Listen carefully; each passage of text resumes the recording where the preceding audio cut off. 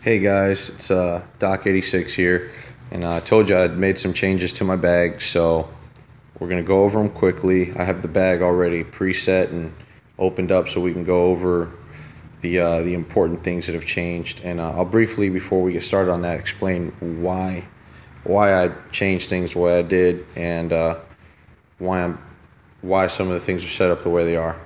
So for one, I'm just going to operate under the assumption that everyone knows what the concept of MARCH is: massive extremity hemorrhage, airway, respiration, circulation, and then head, hypothermia, and then everything else. So, and we already know, from the previous video that I've got nothing but a C collar and some SAM splints back here. So we're going to go straight into a quick review of the revisions that I've made to this bag. So one thing that hasn't changed is I got 3 tourniquets here, flashlight, big fat Sharpie marker. This is still the IV and extra, traction splint and IVs. Only thing extra in there is a BP cuff, but we'll go into that in a minute as to why things have changed. So still have a civilian BVM. Next thing on the list for here is gonna do some basic first aid stuff and possibly very likely a pulse oximeter, because they're freaking really useful and I could have used one. Oh yeah, a pulse oximeter and a glucometer, blood glucose meter for those who don't speak medicalese. And then I took half of my airway stuff out because I only need enough airway to stabilize one adult patient.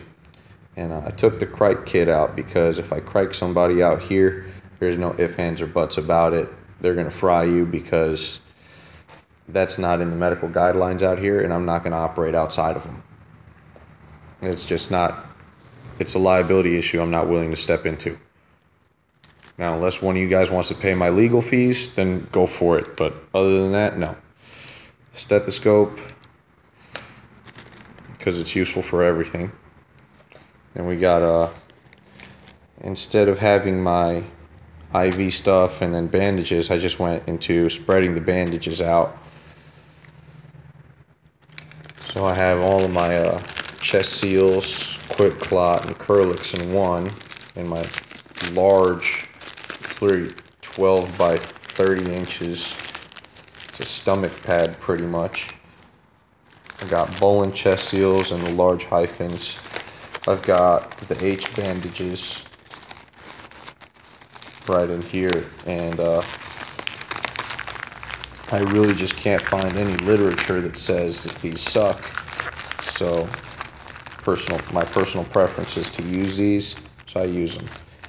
You can kind of see a big polymer H in here, and what you do is when you put the bandage on, you want to have the H across the across the limb. So when you have it set, you pull the elastic bandage to where it comes up, you hook and loop it, bring it back, and then repeat process, and it puts a lot of focused pressure on the wound.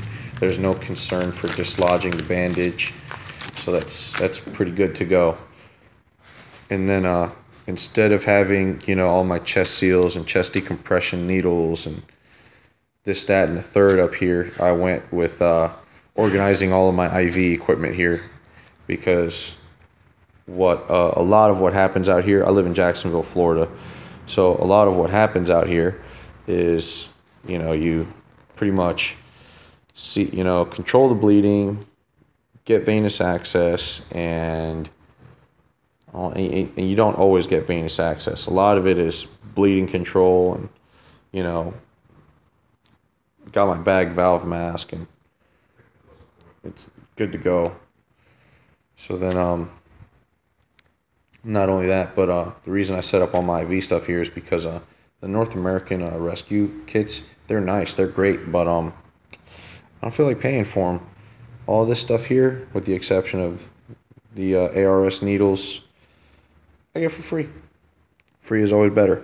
So free I can organize and set. So I've got my 14 gauge Got my 16 gauge needles for if I need to really make not really make, but just get large bore access started. Got 18s, 20s, and 22s. A loose set of hemostats because they have an abundance of uses. And then I have simply just go right here and pull the little saline flush extension. And I just elastic it back in there, but get to that in a minute. Got Chemlite, 2 extra pairs of gloves. And then under here, I keep all my basic first aid and extra IV stuff. I got my IV starting sets that have everything under the sun that I need. And I have tape over them so I can grab them. I got my saline flushes. Got my 2 bow band tourniquets because they're just awesome. Got the regular and then the jumbo. And then I got the Adventure Medical Kit, ultralights. I bought 2 of them, and I took all the pills and ointments and put them in one, and then all the Band-Aids and put it in the other.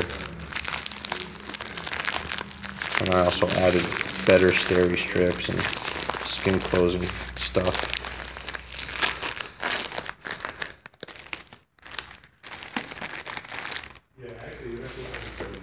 And we'll jump over to the beginning of the bag.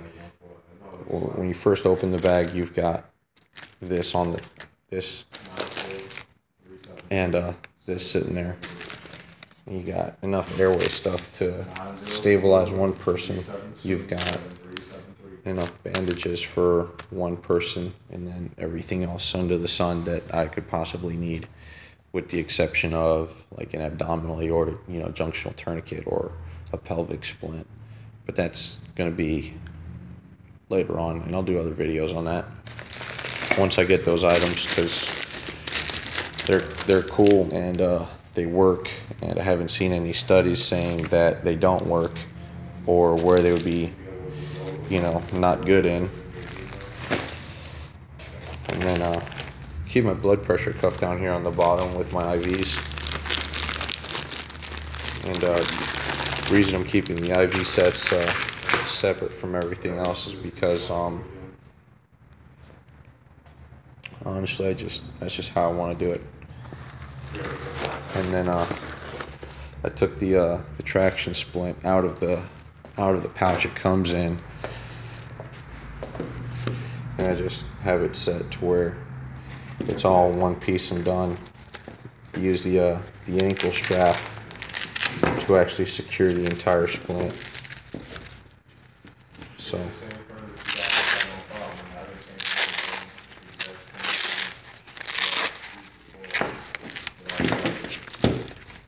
And just like that, whole thing's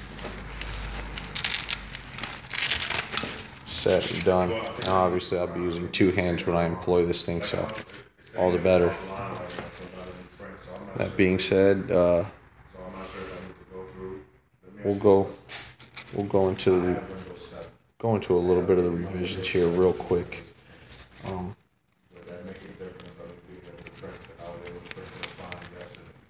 This came with a simple strap like this, but I was doing some training, with some guys, and we're going over, casualty workups and stuff, how to stabilize injuries, and the actual plastic buckle that came with it just straight up snapped.